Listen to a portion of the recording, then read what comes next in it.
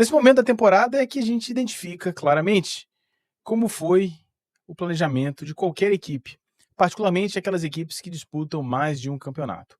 É sabido, é histórico, que a partir de agosto, entre agosto e outubro, há uma concentração muito grande de jogos nas partes mais importantes dos campeonatos. E com frequência notam-se problemas de planejamento. Se a gente for é, avaliar aqui o que a gente disse no passado aqui no canal, no passado recente, no começo do ano, nós havíamos comentado com muita frequência, a respeito de problemas no planejamento. Esses apontamentos foram rebatidos com muita veemência por parte da torcida, como corneta, exagero, enfim. E o que estamos mostrando agora é que, de fato, houve um problema. Que, de fato, houve uma situação muito mal planejada que levou a uma situação séria e que pode custar campeonatos ao Flamengo. Nós vamos relembrar o que nós dissemos, nós vamos mostrar quais eram os problemas e vamos apontar saídas. Tentaremos apontar saídas. Não sabemos se vamos conseguir. A gente é muito veemente aqui no canal, em rebater discussões sobre planejamento e defesas de bons planejamentos a partir de conquistas de títulos. Eu sou muito contumaz nessas defesas, nessa crítica, porque identifico claramente que bom planejamento não é medido pela quantidade de torneios que você ganha. Não é assim que funciona. Funciona de uma maneira diferente. O bom planejamento não é você não celebra o sucesso num esporte, num jogo, que tem vários fatores imponderáveis. O futebol é um esporte de variáveis infinitas. Então você pode ganhar um jogo, você pode ter feito um planejamento inteiramente errado para aquele jogo, mas você pode ganhar aquele jogo, mesmo com o planejamento completamente errado. Isso acontece. Então, se você simplesmente comemorar o título, comemorar a vitória, sem fazer uma análise daquilo que você havia planejado, você está cometendo um erro. E a gente vai falar sobre isso hoje. Vamos puxar a memória aqui, vocês vão se lembrar. Espero que vocês se lembrem. Nós vamos mostrar aqui algumas imagens que nós produzimos em dezembro e em janeiro desse ano. Lembram dessa capa aí, ó? Pediram barca feita, mas quem chega? Naquela altura, haviam saído vários jogadores importantes. Vários. Naquela barca haviam saído Rodrigo Caio, o Everton Ribeiro, o Thiago Maia, o Santos, o Mateuzinho, o Felipe Luiz. Saiu mais gente depois disso, né? E a gente, na época, fez uma live e falou, vem cá, e aí? Saiu essa galera e quem chega? Na sequência, a gente fez mais uma.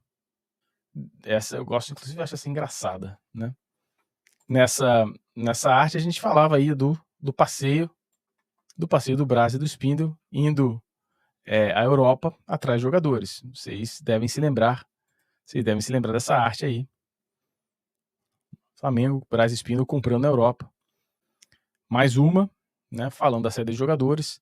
Mais uma falando da dificuldade na contratação. Mais uma falando da dificuldade e da falta de nomes. Contratações do Flamengo, de quem planeja e como é feito na Europa. E aqui a última, né, mostrando a quantidade de jogadores que já não faziam mais parte do elenco, jogadores que tinham saído. Tinha muitos jogadores fora.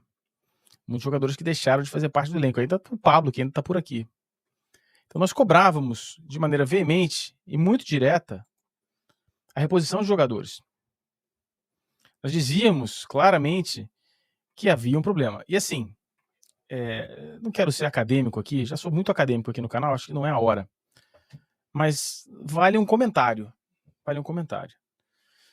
Quando a gente faz um planejamento, quando está sendo feito um planejamento, estamos planejando alguma coisa, o que a gente está planejando, né? A gente tem um objetivo. O objetivo é conquistar não sei quantos títulos. Tá? Quais são os riscos inerentes àquela trajetória que podem acontecer, que são normais de acontecer? Porra, claramente havia um problema. E se você olhar o elenco do Flamengo em 2023, se a gente botar o elenco do Flamengo em 2023, você vê a quantidade de jogadores que saíram, que foram perdidos, né? aqui o goleiro, né, o Santos, eu acho que o Flamengo precisa de um outro goleiro, acho que o Matheus Cunha não é esse goleiro, tá? Se você olhar para a defesa, você tem o Mateuzinho, o Felipe Luiz, o Pablo e o Rodrigo Caio. O Pablo e o Rodrigo Caio com uma participação pequena, mas o Mateuzinho e o Felipe Luiz com 10 jogos, cada um, 11 e 10 jogos. Tem peso. Se você olhar o meio-campo, no meio-campo é uma situação mais complicada, porque o Flamengo perdeu 2 jogadores, perdeu o Everton Ribeiro e o Thiago Maia. O Thiago Maia jogou 32 partidas no ano passado. O Thiago Maia jogou 32 partidas no ano passado. E o Everton Ribeiro, por mais que tenha sido criticado, jogou 30. Tudo bem, veio o De La Cruz. E aí? Quem mais? Então, sim, havia um problema, observando o elenco, havia sim um problema, claro. Uma questão conceitual que a gente pode discutir, que a gente pode se aprofundar, e vocês podem discordar ou não, é só uma questão que refere-se ao conceito que o Flamengo deve ter. 2 jogadores por posição, o terceiro jogador da base. Se um desses 2 jogadores nas laterais, 2 laterais mais um da base, se um desses jogadores do time principal se contundir ou tiver não puder participar da temporada por um período muito longo, é preciso que seja contratado um outro jogador, mesmo que seja para compor o elenco. Então, a gente volta para uma discussão original, para uma discussão antiga, para uma discussão fundamental, que é a discussão direta de quem faz o planejamento. E quem faz o planejamento do Flamengo não é o Flamengo. Pô, Fabrício, como assim não é o Flamengo? Quem faz o planejamento do Flamengo não é o Flamengo. Quem faz o planejamento é a comissão técnica. E a comissão técnica é transitória. O Tite não vai fazer um planejamento de longo prazo, porque o contrato do Tite acaba em dezembro. O André Rodrigues, não dá para contratar só jogador de 10 milhões de euros. Tem que ter jogador para compor elenco. É isso. É isso. O ponto é esse. Tem que ter vários jogadores que compõem o elenco. Jogadores que fazem a composição do elenco. Não é só craque. E mesmo os jogadores da base, não é para ser craque. Assim, vira essa dicotomia, né? Essa coisa maluca, polarizada, né?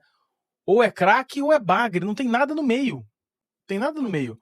Ou o cara é um mega craque, gênio, novo Vinícius Júnior, ou o cara é um Márcio Araújo. Não tem um jogador médio ali que compõe o elenco? O Flamengo, na verdade, tem agora, né? No seu elenco, tem. Eu acho que os jogadores da base que estão disponíveis no elenco hoje são jogadores médios. Não tem nenhum craque no Flamengo. O Lohan, pode ser que seja. Pode ser que o Lohan, em algum momento, se torne esse jogador, esse grande jogador que se espera. Mas ele deu uma oscilada numa hora ruim. Ele deu uma oscilada no momento que não era o momento que a gente esperava. Tá? Então, é muito importante que haja uma releitura desses processos e que estabeleça-se um planejamento em algum momento, ou que pelo menos fique muito claro, não para essa diretoria, mas para a futura diretoria que está chegando, de que este grupo que está lá conduzindo o futebol não fez um planejamento como se esperava.